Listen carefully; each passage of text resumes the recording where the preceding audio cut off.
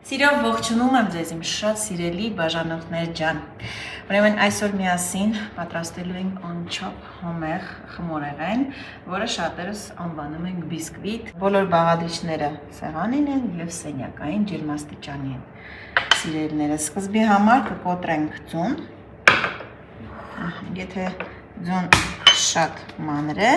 ապա կվերցնենք 5-ը, խոշորը, ապա 4-ը։ Եվ ինչպես միշտ կոտրում եմ առանձին,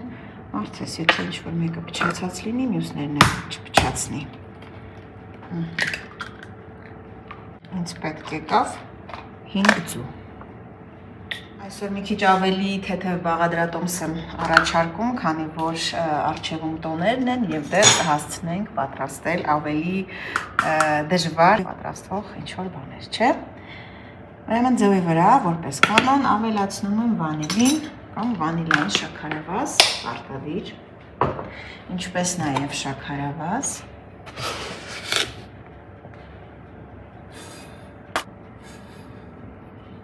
բավական է այսպես լավ հարել ձուն եւ կոտրել իր կառուցվածքը։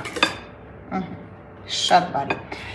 Շարունակում եք այստեղ ավելացնել մեղար։ Քաղցրը շատ չի լինի, մի անհանգստացեք։ Ինձ մոտ արդեն պինդ մեղր է, ես կավելացնեմ 2 ճաշի գթալ։ Եթե ջրիկ մեղր եք վերցնելու, չսառած, կավելացնեք 3-ը։ Եթե ձեռքի տակ չկա մեղր, դուք կփոխարինեք շաքարավազով, այսինքն եթե ավելացրեցիք 200 գրամ սկզբում, դուք կավելացնեք 250-ից 300, որպեսզի խմորեղենը չստացվի անհամ։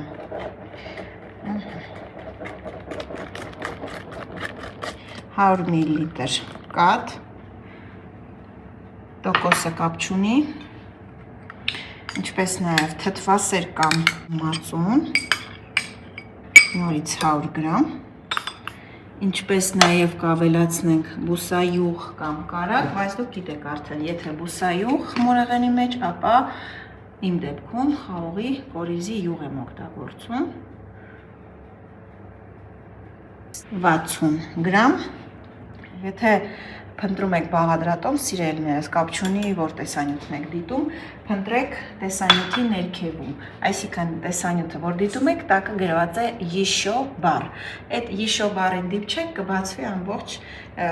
չափաբաժինը, թե ինչից որքան ենք օգտագործել։ Թեթևս խառնեմ, ավելացնեմ արդեն 4 բաղադրիչները, այսինքն ալյուրը և փխրեցուցիչը։ Ալյուրն ինձ մոտ արդեն նախապես մաղած է,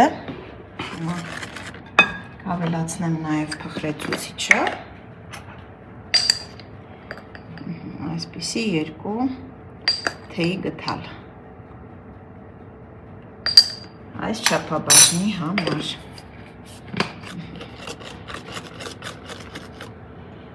Ալյուրը նախապես մաղում եմ միայն այն պատճառով, որ ինձ հարմար է այդպես աշխատել, միջապես վերցնել և ավելացնել ցանկացած խմորի մեջ և իհարկե սա չեմ անում հենց միայն թթվածնով հագեցնելու նպատակով, այդ նպատակով պատրաստում եմ միայն եթերային խմորները։ Ավելի շուտ մաղում եմ, որ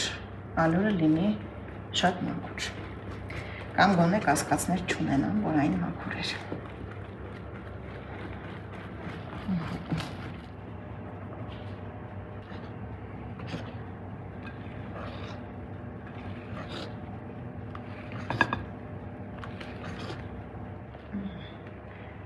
Ինձ պահանջվեց 400 գրամ ալյուր։ Տեսեք, սիրելիներս, շատ կարևոր է, որ տեսնեք, թե տվյալ բաղադրատոմսում ինչ կառուցվածքի խմոր ենք ստացել։ Ուրեմն շատ նուրբ է, տեսեք, կազմում է բլրակ, որը կորչում է ընդհանուրի մեջ, ոչ շատ արագ, բայց ոչ էլ դանդաղ, տեսեք։ Պետք է այս խմորը հարստացնենք, որպեսզի լինի շատ համեղ, թեպետ կարող ենք այսպես էլ արդեն թխել առանց որևիցե բան ավելացնելու։ Ես կավելացնեմ այսօր շոկոլադի փաթիլներ ջերմակայուն, Սակաշռում եմ, որ ձեզ ասեմ, թե ես ինչքան ավելացրի, թեպետ այսպիսի բաները աչքաչափով էլ ինչքան էլ որ ավելացնեք կլինի։ Վերցրեք որակով շոկոլադ, որպեսզի շատ համեղ լինի։ Նույնքան կավելացնեմ ընկույզ։ Ընկույզը նախապես չեմ ողել, բիսկվիտների մեջ սիրում եմ, որ այն իր բնական հում համով է լինում։ Տեսեք, շատ չեմ մանրացնում, որ բավական այսպես խոշոր կտորներ լինեն խմորի մեջ, այսպես շատ համեղ է։ Տապակից չափն եք 25-ը 35-ի վրա։ Ուրեմն այսպիսի տապակ եմ օգտագործում եւ դուք շատ հաճախ եք նկատում, որ ես սրանցից եմ օգտվում։ Պարզապես միշտ տակը փռում եմ յուղաթուղթ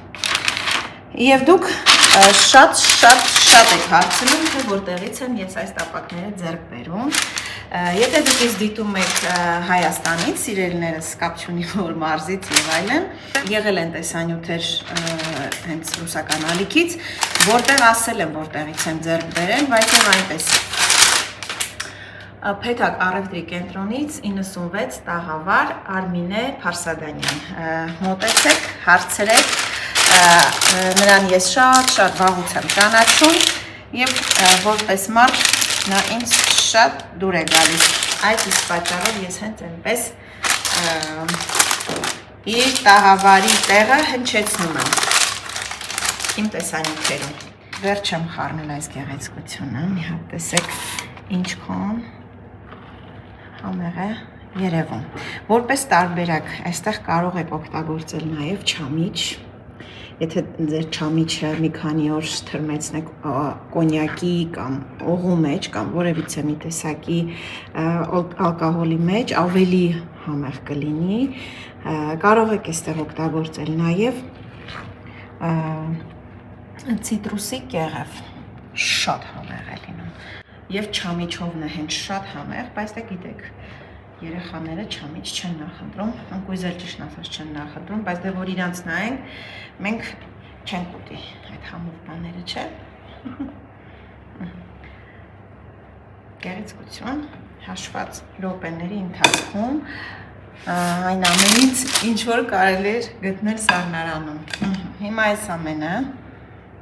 ուղարկում եմ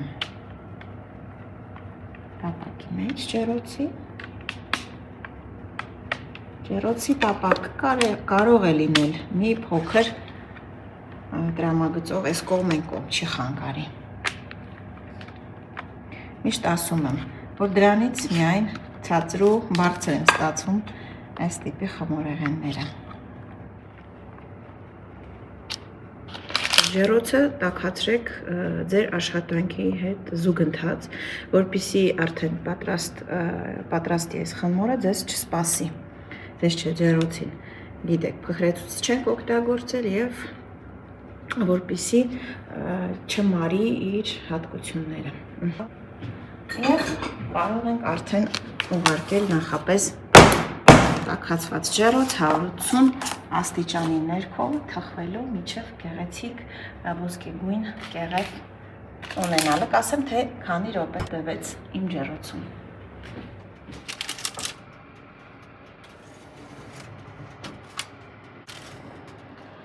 Ահա եւ վերջ ուղիղ 30 րոպե իմ ջեռոցում եւ դուք տեսեք ինչ գեղեցկություն ունենք սիրելիներս, ես անպայման նաեւ ստուգում եմ չոպիկով։ Տեսեք, մեղրաբույր խմորեղեն ենք ստացել, շատ լավն է, շատ անուշ է բուրում, տեսեք ինչքան ընտիր որակ ունի, փափլիկ, այսպիսի։ Դեռ տաք է, բայց ես անհամբեր եմ, ուզում եմ ցուցադրել ձեզ, բայց դուք միշտ սպասեք, որ սառի խմորեղենը, հետո նոր կտրատեք, որպեսզի չչորանա։ Ինչքան լավն է։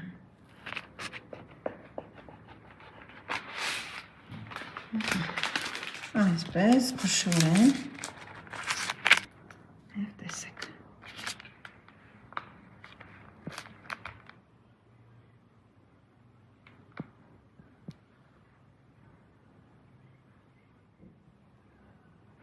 Շատ լավն է։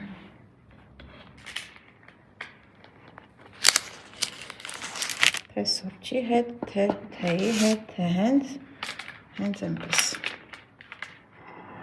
Այսքանը սիրելիներս, այսքան արագ, շատ գեղեցիկ ու շատ համեղ խմորեղեն պատրաստեցինք միասին։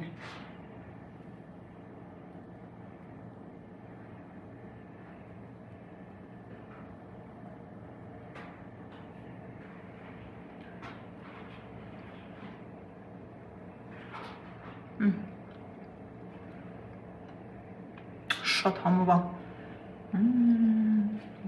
Տիրա փափուկ։